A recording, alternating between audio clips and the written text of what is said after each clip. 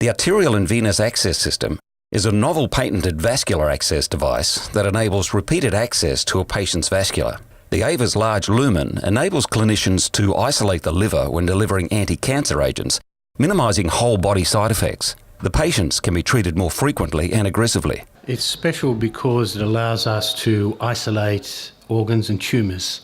And if you can isolate something, then you can do all sorts of very nasty things to it if you need to. Without the risk of doing those nasty things to other healthy parts of the body, is that the essence of it?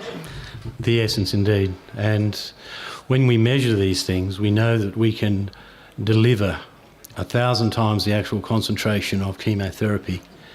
1,000 times? 1,000 times without developing the same side effects as you can develop intravenously.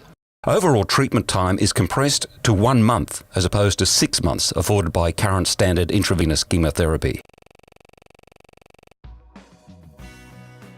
I'm John Kelly, the founder and CEO of Atomo Diagnostics.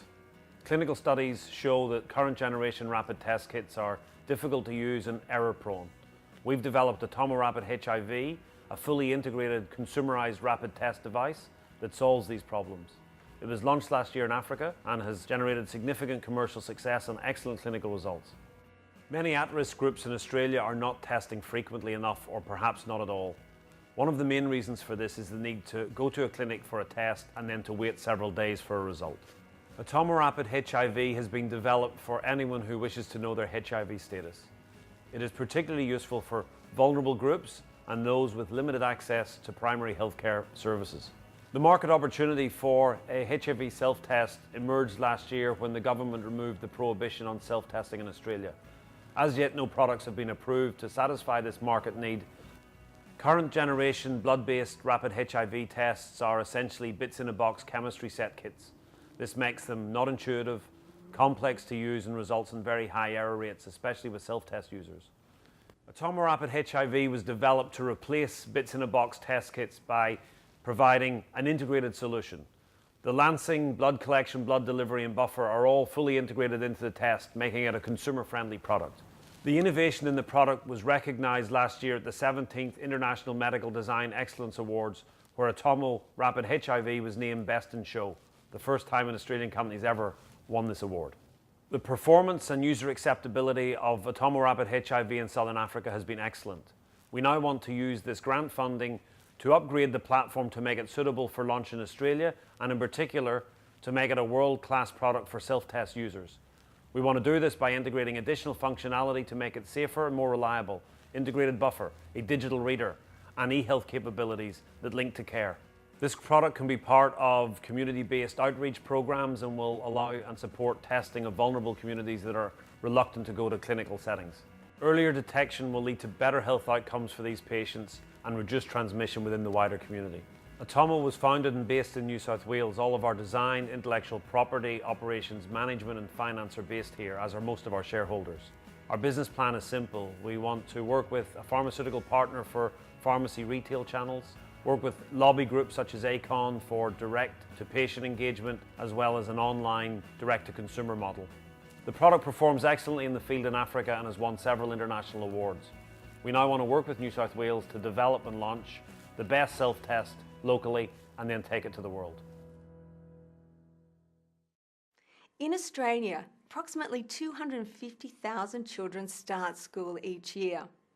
Look, listen and learn is the catch cry of early education. So it goes without saying that sight and hearing are critical to a successful learning pathway.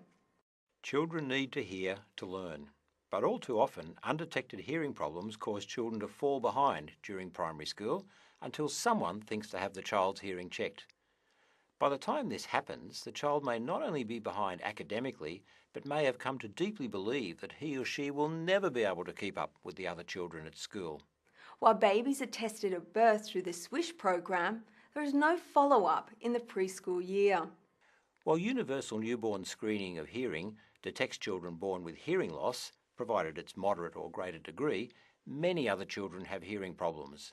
Some of these children have mild loss. Some acquire hearing loss through infections or through accidents or because of genetic reasons that cause their hearing to just gradually get worse as they get older. There are an even greater number of children that have hearing disorders, not in their ears at all, but in their brains. Research has confirmed that more than double the number of children are being detected with hearing loss at ages 5 through to 8 compared to the number detected at birth. How much better would it be if these children could be diagnosed in preschool or right at the start of kindergarten, so that they don't have that first bad experience of 1, 2 or even 3 years of just not coping?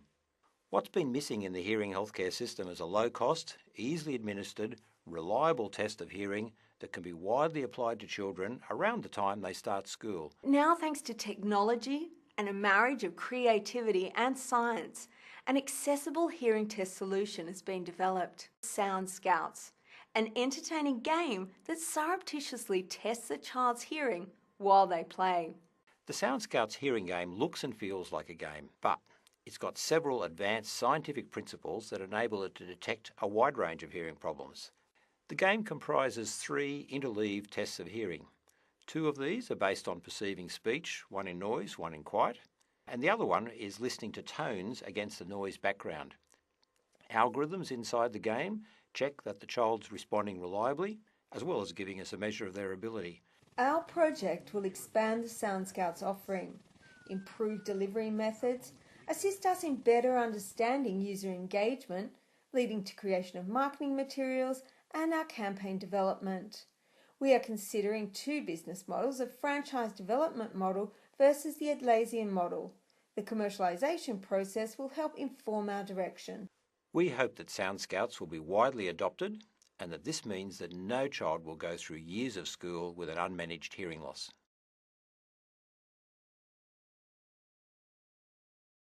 ClearEye is a next-generation biological patch bonded over an eye wound via a low-powered laser. It falls off once the wound heals.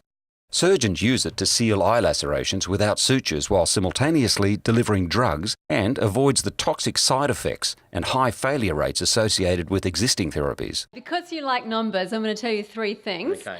One of them is that eye wounds leak. 2 of them, patients are hopeless at doing their own drops. And the third thing is the eye is like a camera. And to see clearly, the lens has to be a perfect shape and perfectly clear. Now, when it goes wrong, patients devastatingly lose sight. And ClearEye is a revolution, because what it will do, it will seal wounds, it will deliver therapeutics, and it will promote scarless healing. Wound repair will be quicker without loss of vision from scarring, distortion and infection. ClearEye can be manufactured in New South Wales and reach the market via partner distribution networks.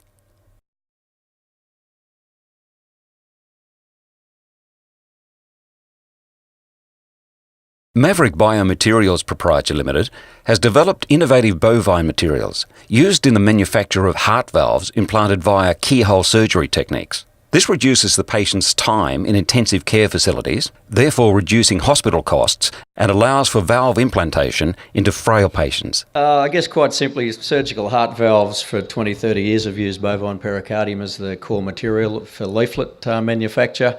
And we've been collaborating with a range of global percutaneous heart valve developers, which are developing a slightly different device which erases the need for open heart surgery. So it's a transfemoral. The Maverick materials support client needs for optimising catheter loading and device performance.